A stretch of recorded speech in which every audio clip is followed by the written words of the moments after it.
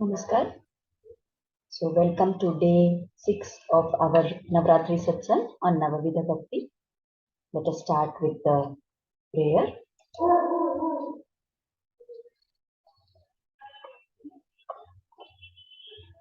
By the Guru's grace and the will of Sri Krishna, we have all assembled for this Navaratri Satsang. May we have their guidance to be able to learn and adopt the things which will help us to grow spiritually. मानातीत प्रतित विभवां मंगलम मंगलानां वक्षपीठीं मधुविजयिनो भूषयन्तीं स्वकान्त्या प्रत्यक्षानुश्रविक महिम प्रार्थिनीनां प्रजानां श्रेयो मूर्तिं श्रियम शरणत्वां शरण्यां प्रपद्ये यो नित्यमच्युत पदाम्बुजयुग्मरुग्म व्यामोहतस्तदितराणि तृणाय मेने अस्मद्गुरोर्भगवतोऽस्य दयैकसिन्धोः रामानुजस्य चरणौ शरणं प्रपद्ये.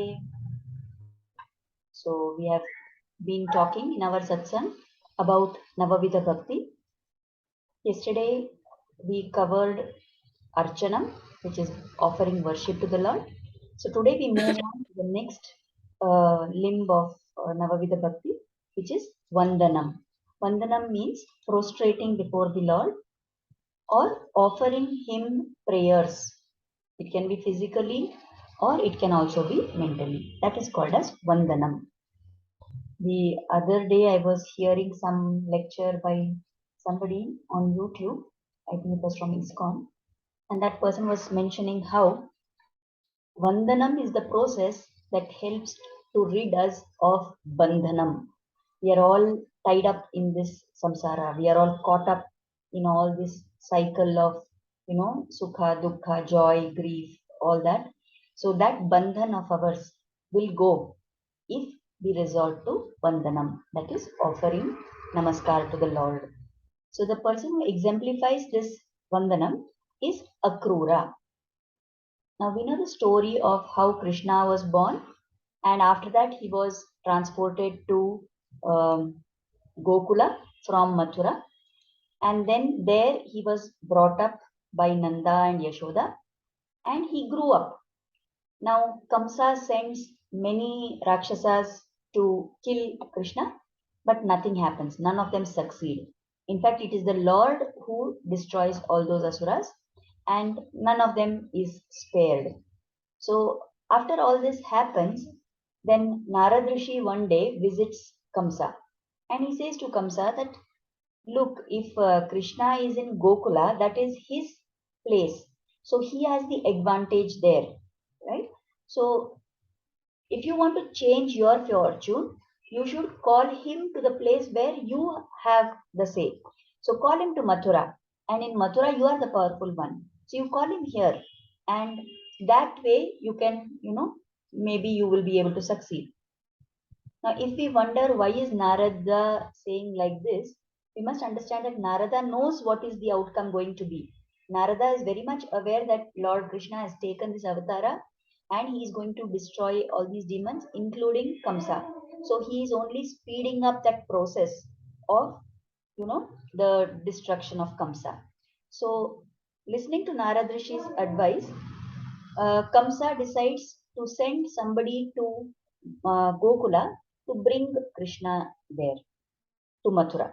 So he sends one of his ministers who is called Akrura. Now this Akrura happens to be the uncle of Krishna by his relation to Vasudeva and Devaki. So Akrura is given the instruction that he must go and he must bring Krishna from Gokula. Now hearing this, Akrura is very happy because in his heart, Akrura knows that Krishna is the Lord himself. So he has a strong desire to go and meet that Krishna, to fall at the feet of that Krishna, to be having an association with Krishna. So with that joy, now the task which is given to Akrura, superficially it appears like a very, evil thing to do, because Kamsa is calling Krishna only so that he can kill him. But Akrura knows in his heart that although the task is such a bad task, but the thought of meeting Krishna gives him great joy. And that it is told that that whole night, the next day he has to travel to Gokula. And that whole night, Akrura is not able to sleep. He is very restless and he's very excited because, yes, tomorrow I'm going to go to Gokula. Tomorrow I will have darshan of my Krishna. And as he sets out on his journey and he comes closer and closer to Vraja, then at that point he sees the footprints of the Lord. And at that point, where he starts seeing the footprints of Krishna, he gets down from his chariot and he offers prostration. He does namaskar to those footprints. Such is the great devotion that Akrura has. So this is the typical example of Vandanam or Vandana Bhakti. So he offers prostrations to the Lord, to the footprint of the Lord.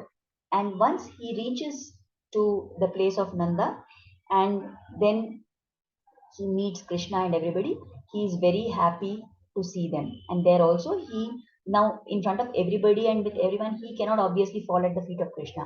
But he has already done his prostrations, seeing the footprints of the Lord on the way as he was coming from Mathura. Right? So then what Akrura does is he informs them that he has to take Krishna and go. Krishna and Balarama will be going with him. So there is lot of heartbreak for all the gopis. Yashoda is distraught. Nanda is upset. Everybody is, like very sad at this having to part from Krishna.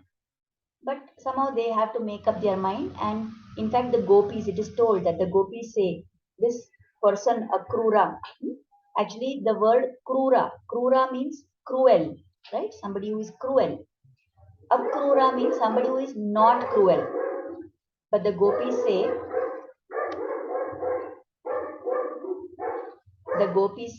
that he has been wrongly named. They should have called him Krura, they say, and not Akrura, because he is the most cruel person. Why is it that the gopis say that he is such a cruel person?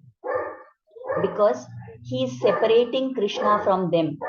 And that is the reason why they feel that this Akrura is actually very Krura. So anyway, I'm sorry about this dog barking. Just 1 minute, please.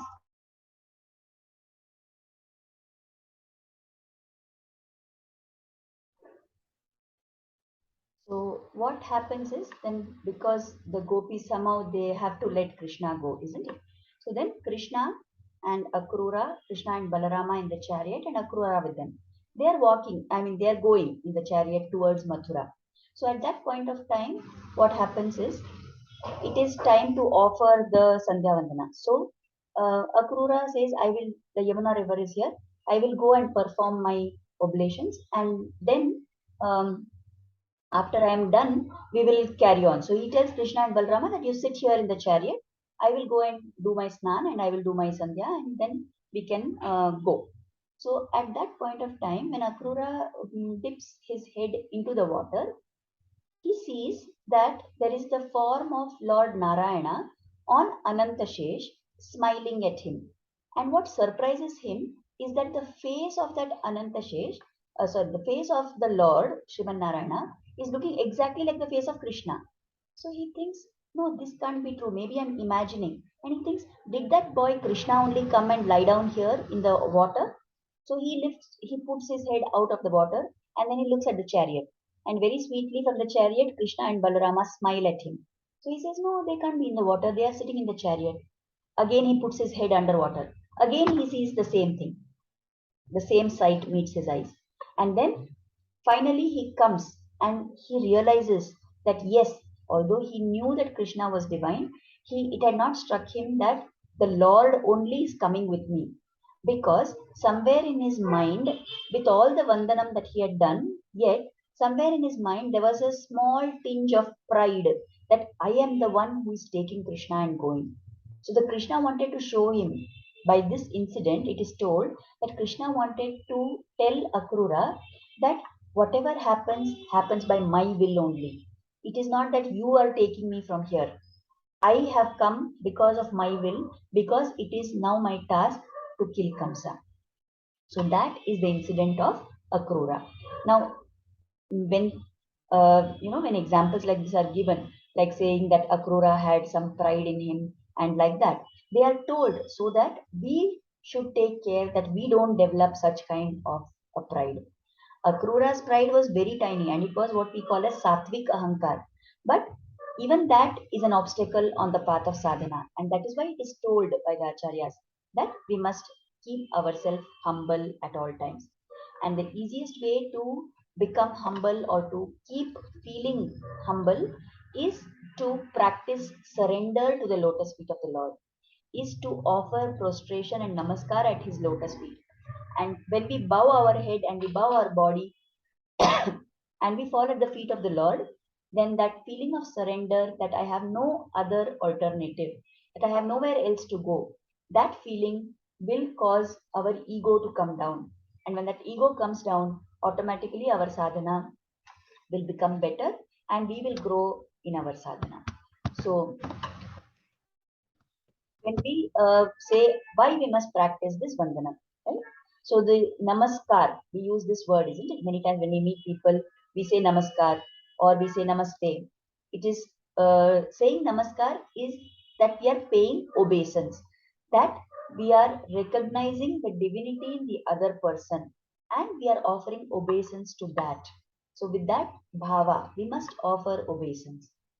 Another way, like you must have seen commonly when people say namaskar or namaste, they join their hands together, right? And they hold it in front of them. Sometimes we may hold it near our forehead. Sometimes we may hold it near our chest. So this position of the hands, where you join both hands together, that is called as the Anjali Mudra. It is told that this Anjali means Jalayiti iti Anjalihi. So that gesture which melts the Lord's heart. Jalayiti means to melt. Refers to the Lord. So Jalayiti iti Anjalihi. So having this Anjali Mudra, holding your hands together in offering namaskar to somebody, then that is what is called as the Anjali Mudra. And what is the use of that when you do it in front of God? It will melt the Lord's heart. Now, why do we want the Lord's heart to melt? Because we are worried that we have done so many wrong things. We are continuously doing papa. We have so much baggage, which will make it very difficult for the Lord to accept us. But if you do an Anjali Mudra, then that, how much ever the Lord may have an account of all the wrong deeds and all the papa that you have done, that Anjali Mudra in which you stand is going to melt the heart of the Lord. And when his heart melts, he will definitely bless you and take you towards him. So that is the importance of having this Anjali Mudra. The posture in which we do Namaskar, that increases the Sattvikata. In general, whenever we stand in front of the deity and we do this Namaskar, then the Sattvic qualities within us, they increase because the Devata's Murti is having energy in active form. So all that energy which is coming from the Murti of the Devata, it will come towards us. When we hold our hands in Anjali Mudra and we place, the thumbs of both those hands at the point between our forehead, then the positive energies get attracted into the thumbs and they pass into our forehead and into our entire body. So doing this posture will help to increase the sattvikata in us. When we do a what we call as a sashtang namaskar, we completely fall on the ground and prostrate in front of the deity. Our our pride gets humbled. We no longer have that attitude that I am great, I am the good this thing and all that. So to overcome that, we need to have to overcome that kind of an ego, we need to have the namaskar or Anjali Mudra. So also what happens is it increases our feeling of gratitude. This namaskar, when we say namaha, so not mine, that is another way in which we can interpret this. When we are saying namaha, then when we are saying some japa also, we say namaha.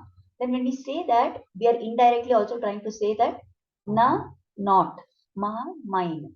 So this is not mine, this is not mine. So mentally we are telling ourselves that nothing in this world belongs to me. It is all the property of the Lord, and I have nothing. And if nothing in this world is for me or it belongs to me, then what is it that is mine? It is only the Lord and His lotus feet. So it helps us to surrender to the Lord. And with that kind of a surrender, we learn to accept all that is happening as the will of the Lord. With that kind of a spirit, we will be able to go through our life. Right?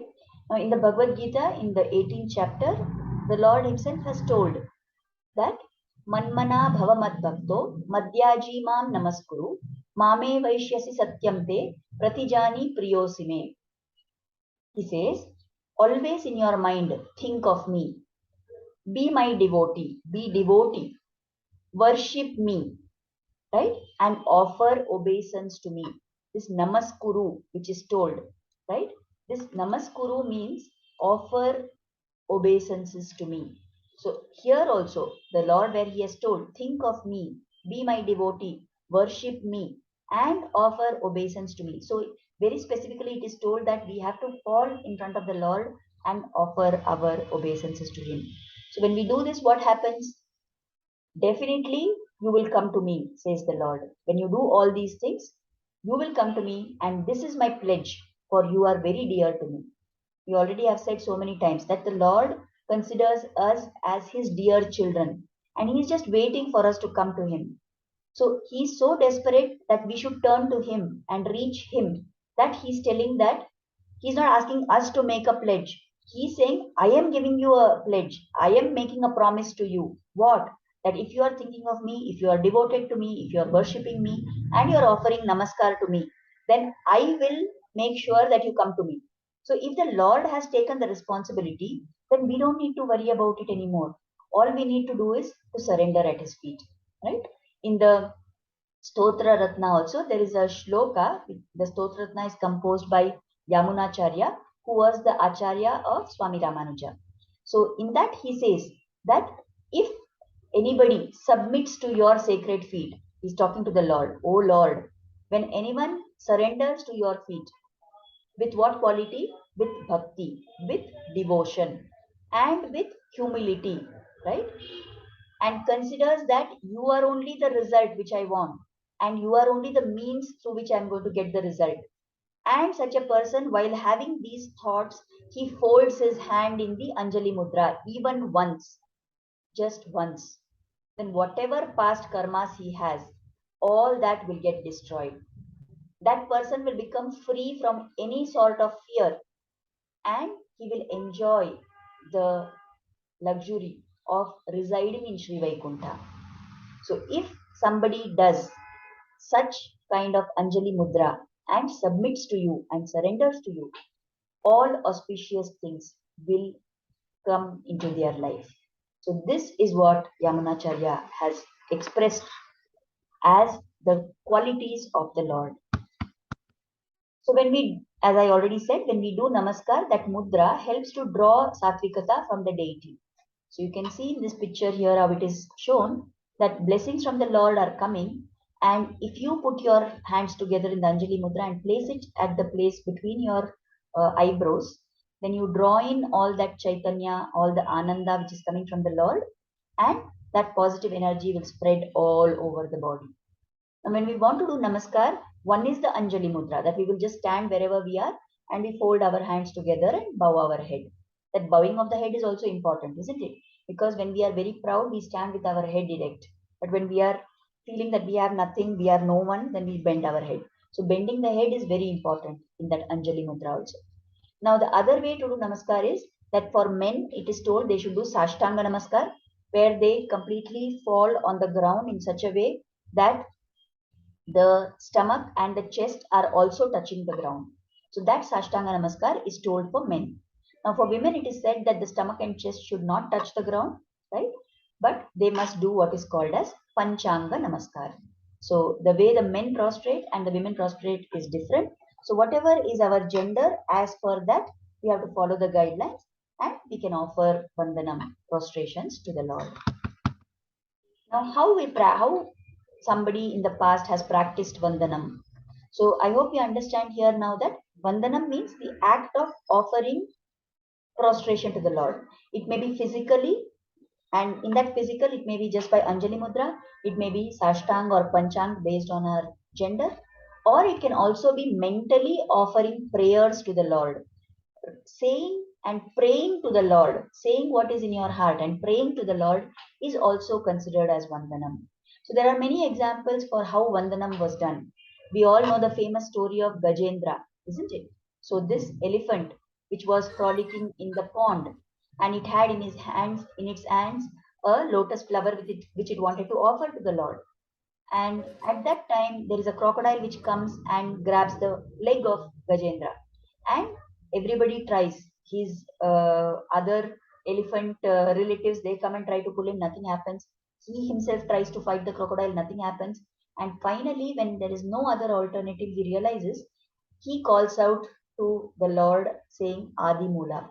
At that time, the very next moment, Lord Hari is there, seated on his Garuda, and his Sudarshan Chakra flies and cuts off the head of the crocodile. Now, there are so many cases where there are animals which get trapped. Like you must have people who watch National Geographic and all may know. There are so many cases where elephants are trapped, some other elephant, some other animal is trapped, crocodiles bite into them, and all this. Now, those situations are also common. So, what happened to Gajendra was a very common kind of incident. But what is it that made special? Why till today are we talking about the devotion of Gajendra? Because in his moment of crisis, he called out to the Lord. So that is what sets Gajendra apart from everybody else, isn't it? So the Vandanam done by Gajendra is what was special. Similarly, we also know the example of Draupadi, isn't it? When she was being disrobed in that full assembly and nobody was going to come to her rescue, she raised both her hands in desperation and she called out, Dwaraka Nilaya Chuta Pundarikaksha Rakshamam Sharanagatam, she said. O Dwaraka Nilaya, O Achyuta, the one who never lets go of his devotees. She's calling out to him. She says, you are maybe in Dwaraka, but I have surrendered to you. Sharanagatam, Rakshamam, protect me, she prays. And from so far away, just by saying the name of the Lord and offering prayers to him, the Lord sends that unending sari to cover her and protect her honor. So even now we have situations where women unfortunately go through a lot of trouble. There are molestations, there are so many incidents that happen. So somebody mistreating a woman is not anything new. But what was it that set Draupadi's example apart from what happens otherwise? That she called out to the Lord. So however great be our crisis, the greater our crisis, the greater should be the desperation with which we call out to the Lord. We also know the example of Kunti Devi. How much trouble Kunti had to undergo all throughout her life. And yet, she always kept faith in Krishna. He was her nephew. She knew that. And yet, she also knew that he was God. At the last, after all the Yuddha is over and Yudhishthira has been made the prince, right? At that time, what happens? Krishna is about to leave. At that time, Kunti cries and she is praying to Krishna. What does she say? She says that, please, Krishna, make sure that always I have trouble in my life. So Krishna says, why are you asking this kind of a thing? Nobody asks for blessings like this. Why are you saying this? She says, no, I am very sad that you are going away from us. All this time we had so many difficulties, and whenever we had difficulties, we remembered you. If everything is going on good in my life, I will forget you because everything is going smoothly. But when trouble comes, that is the time I remember you. And that is why I'm saying, please make sure that we have troubles in our life so that we will continuously keep remembering you and keep thinking of you and keep praying to you. So, this was the kind of prayer that Kunti made. Can we try to adopt that kind of a spirit? We must think about that. Who else is an example? There is this saint from Maharashtra who was called as Kurma. Now, actually, there was a village, and there was somebody who came there to give a pravachan and talk about the glories of Pandharpur, and they did lot of bhajan, and they said Vithala is like this and like that, and so much they described the glories of the Lord of Pandharpur. Now, listening to all this, this Kurmadas was very, he was very fondly hoping. He said, I also want to go to Pandharpur. Now everybody laughed at Kurmadas, and you know why they laughed? Because he was physically handicapped. He didn't have hands and he didn't have legs. If he had to go anywhere, he had to only roll on the ground and go. So everybody who was sitting there listening to him tell his desire, they laughed at him. And they said, what is this nonsense? People who are very able bodied and everything is fine with them, they only are not able to go. So what do you think that you will be able to go? Like that. So he says, no, whatever it is, if Vithala gives me the energy, I will definitely go. I want to go, he says. And then after some days, he sets off on a pilgrimage to Pandharpur. Now you can imagine how difficult it is for him. Every day he has to roll on the ground for a few meters. And then you know what will happen when you roll on the ground, isn't it? The entire body will get bruised because nobody has put a red carpet and kept for him. It is all stones and sticks and mud and all that. So he will get injured. But he does that. And that first day, night, he reaches an old Hanuman Mandir. Now, in that mandir, he finds somebody else. One other man comes there and he says, "What? Who are you? What are you doing?" So Kurmadas explains that what is he aiming for, that he wants to go to Pandharpur. Now that other person says, "Okay, I'm a businessman. Actually, I am also going to Pandharpur, but I have some work on the way. So anyway, you will take long time to travel, isn't it? So what we will do is we will set out together in the morning. I will go to that village. I will be doing my business and my work, and at night we will meet up in that temple of that village, and you also come there and we will manage together." So like this they continue for many days. They go like this every day. They start out together, but Kurmadas has to go very slowly. This man will go and do his work, and then he will come back in the evening. They will meet in that temple of that village, and he nurses this Kurmadas because he would have got a lot of wounds. He cleans those wounds, he bandages them, he cooks food and he gives. And this Kurmadas is very happy that okay, God has made a way for me to see him and to have his darshan. So as this happens, finally it is going to be the day of that Ashadi Ekadashi, which is the day when everybody wants to be in Pandharpur to get the Lord's blessings. So on that day, this man, this businessman who came along with Kurmadas says that now today I have to go and be in the temple early. You will take very long time. So it's okay. You come at your time. I will go off. And he goes away. When this Kurmadas is struggling, he goes. Once he reaches a little far, he is unable to move. Now he's totally tired. He has no energy. His body is bleeding all over. And he just sits under one banyan tree and he says, I can't go anymore. Then, as he is sitting there, he sees all the other pilgrims who are coming in large numbers. They are walking, and he stops each one of them. And he says, "When you go to Pandharpur, no, you tell Vitthal that there is one Kurma who is sitting under the tree, banyan tree, and you tell that he also has sent his prayers to you." He says this to every single person who passes his way, and they all go there and they keep telling. Now, suddenly, after some time, when they see Vitthal is no longer there in the temple, where has he gone? Can you guess where he would have gone? He has come to Kurmadas, and he comes there. He sits under the banyan tree. He takes Kurmadas on his lap and he gently, caresses all the wounds of Kurmadas, and they all heal. And he tells Kurmadas, "You struggled so much to come and see me. You wanted to offer your obeisance to me. I have come here for your sake. You don't have to come to Pandharpur. I have come here to see you." Such is the mercy of the Lord. If we are ready to offer prostration to Him, if we are ready to worship Him, then He will, if you take one step, He will take the other nine steps and come ahead to catch hold of you. Right? So this should be the spirit. And now, can you guess who may have been that person, that businessman who every day took care of Kurmadas? It was none other than Vitala, isn't it? So from this example, we can understand how one should have the bhav that I want to offer prostrations to the Lord. The other example that is given, yeah, madam, Sridevi ma'am, it's okay, you can leave. The other example which is given is that of the sadhus who are going on the Govardhan Parikrama. You must have heard, we have all heard of the divine pastime where Govardhan mountain, right? We know how Krishna lifted the Govardhan Giri on his little finger. And we know that this was one of his leelas, that how can somebody lift the entire mountain on their little finger? But Krishna did that. And that is why till now, Govardhan is considered very holy. it had the great fortune of being held in the hands of the Lord himself, isn't it? So this Govardhan, people do a pradakshina of that hill itself, and that is called as the Govardhan Parikrama.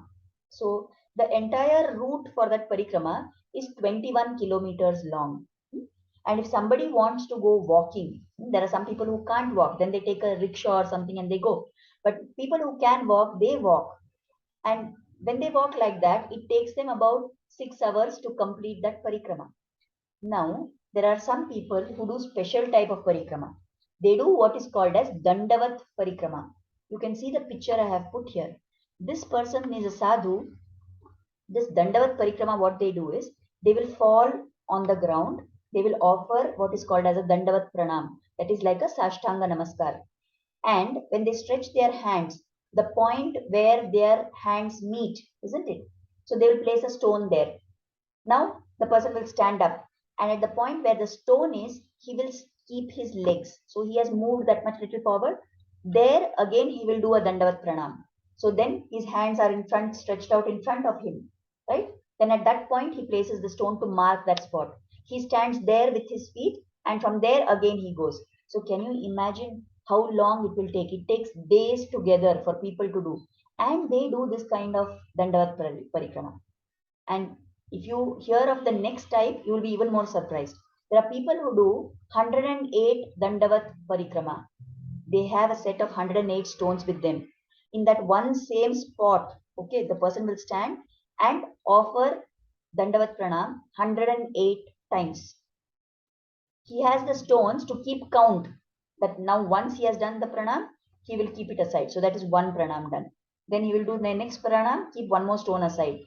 He's keeping count. So like that, he will do 108 Dandavat pranams in that one spot. Then only he will move ahead. And how he will move ahead? He will not walk. That same method, like what I told in the previous thing, that where his hands are falling, at that point he will stand now. And there he will do 108. And such a kind of parikrama can take years together. So can you imagine that how much punya this person will accumulate, or how much papa he will lose? How much strong should be the shraddha of such a person if they want to do a parikrama of the Govardhan Giri like this? Isn't it? So this, why did we take this example here? Because it is one of the most rigorous forms of Vandanam. Nobody is asking us to do this kind of Vandanam, isn't it?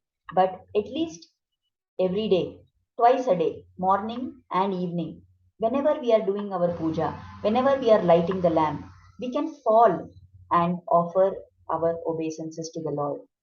Think of the Lord's, qualities, and feel grateful for that. So what action points we can take from this? As much as possible, we must perform Vandanam. What I told is the minimum, that once in the morning, once in the evening. But if at any other time also you are in the house itself, then you can physically offer your prostrations to the Lord. If you are somewhere outside, then mentally, from time to time, keep remembering the Lord and say, thank you, Lord, for this. Thank you, Lord, for that. Whenever anything happens which is favorable for you, right, you can do that. Adopt the practice of greeting other people also with namaskar. So that feeling of, that I am small and that person is bigger than me, that will also help to reduce our ego. While greeting elders also, it is told that we must perform namaskar. And most importantly, doing this vandanam should give us a sense of gratitude, right? There must have been so many times in our life when good things have happened to us, and unfortunately we don't remember them. We only remember the times when things went wrong. Now, even if things went wrong, if you sit and look at all those events in your life, then we can understand that even if it was bad, it could have been worse. Why is it that it didn't go worse than what it was? Because the Lord is there with us, isn't it? They tell that story, we must have all heard that story, where there was a man who was, seeing that footprints on the beach, and he saw that there were two sets of footprints, and he was talking to God, and he said, see, God, you were walking with me. God says, yes, I was walking with you. Then he sees the footprints at a point where he had a lot of difficulties, and he says, see, here at this point There is only one set of footprints, God. That means you deserted me then. When there was difficulty, I faced it alone, isn't it? He says. And then the Lord smiles and he says, no, my child, that was the time when I carried you. That was the time when the Lord carried this person. The person is having so much ingratitude or inability to see that he thinks then that one single set of footprints means God has left him and gone away. But in reality, it is God who has carried him through that. So if we learn to cultivate this bhava, that feeling kritagnyata, feeling gratitude for all the things that are there in our life, we never look at what our blessings are. If only we had to, pay attention, we would have remembered we will remember and we will be able to understand how many good things are there in our life. When we look at other people around us, we must try and see. We always compare and say that person has so much wealth, that person has so much education, that person has such a good status in their life, that person is so lucky. We look at everybody else and we think they are very lucky. But have we ever thought of ways in which we are lucky? There are so many people in this world who are not able to see, who are not able to hear, who cannot talk, who can't walk, who may not be able to do their work themselves. Aren't we better than all those people? Has not God given us the ability to do all our things ourselves? Right? Like this, we need to keep watching. Whenever we see somebody, we should see ways in which we are blessed by the Lord. And with that kind of a spirit, when we learn to say thank you to God, then that Vandanam, it is going to take us ahead on the spiritual path. We will grow in our bhakti only when we learn to look at everything that happens in our life and say, this is a prasad of Lord. This has come to me. I am going to learn something out of it, or it is something which is going to make me stronger.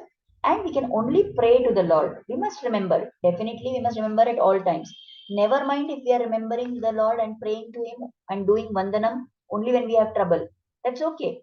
The Lord is just waiting for us to turn towards Him. He is not bothered about in good time did you do, in bad time did you do. He is not bothered about that. There is a proverb which they tell, no, in Kannada, they say, Sankata Bandaga Venkataramana. Whenever there is trouble which comes our way, then everybody turns to Venkateshwara. But that need not be our spirit. If we do all our work with constant remembrance of the Lord and constant prayer to Him, then He will make sure that our life gets smoothened out. He can do everything and anything in this world. It is just that we don't have that faith in Him and we are not ready to surrender our thing. I keep saying, I keep making my plans and I say, I will do this like this, I will do it like that. And then He's waiting. Okay, you want to do, you do. He's waiting. The day you decide that, no, Lord, I can't do this on my own, I want you to help me, or you have to do it, then He will take over. And when that happens, we will find that things in our life are going much more smoothly. Whatever we have to undergo as part of our prarabdha, whatever suffering we may have to undergo as part of our prarabdha, it is because of our papa that we have accumulated from past so many births. But if we take to sadhana and if we take to offering gratitude to the Lord and if we start the practice of Vandanam, really, as that speaker said in yesterday's class when I heard, that Vandanam to the Lord will remove all our Bandhanam and it will take us ahead and give us peace of mind also. So let us hope and pray. We have less than a minute left. Let us offer Kritagnyata now at the lotus feet of Mata Lakshmi, Sri Krishna and Guru for inspiring us to start and to join this satsang. And let us pray for their blessings and grace to always be on us. So tomorrow we will meet same way again at 8 p.m. Until then, namaskar. Thank you so much for joining today. Thank you, Ansuyaji. Thank you, Sarnaji. Thank you everybody who joined in. Namaskar.